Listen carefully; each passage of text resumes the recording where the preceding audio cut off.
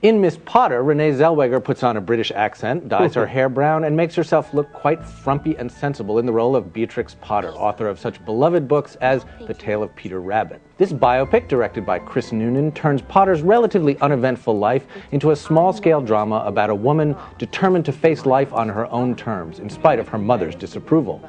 Support comes from her editor, played by Ewan McGregor, and his sister Millie, played by Emily Watson. One of the more remarkable things about this movie is the spectacle of two very lovely actresses engaged in a contest to see who can be more dowdy and spinsterish. No, unmarried women have a better life. I swear it's true. No houses, no babies, no husbands demanding things all the time. As long as one's lucky enough in life to have a good friend, I'm so glad Norman found you, Beatrix.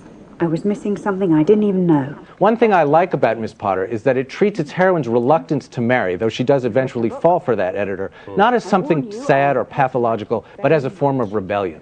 Come over here. Ah, it's Jemima Puddleduck. It's the first drawing I ever did of Jemima. I was 8, I think. Jemima, stop that. Stop what? Just some silliness. On the other hand, the decision to have some of her fictional characters, like Peter Rabbit and Jemima Puddleduck, come alive in spunky little cartoons makes it seem as if she's not merely eccentric, but perhaps mentally ill.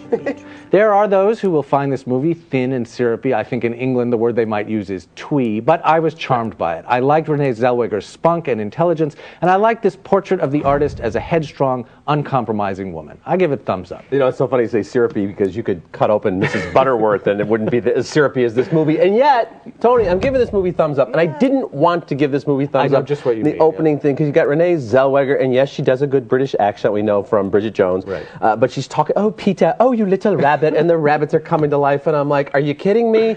But the story really grows on you, and it's very sweet, and it's beautiful to look at, and she is such a great character herself, this author who bought up all this land and did all these wonderful things for the English countryside. So for all those reasons, it works. I mean, it works in spite of thumbs herself. up for me as well. I think so in the end. Although I do like the fact too that, you know, even in a movie like this, she's a spinster, but then who shows up to be our editor? Oh, it's just Ewan McGregor. It's Ewan McGregor, who's also, you know, sort of virginal and shy and has never been with a woman before. But and we've seen that kind of things before where the mother doesn't approve because it's the wrong social class. In fact, we were just seeing it in the previous movie. Yes, there are odd similarities. Although no cholera in this one. No, but apparently there was some sort of class system in Britain, and there still might be on some level. Yes.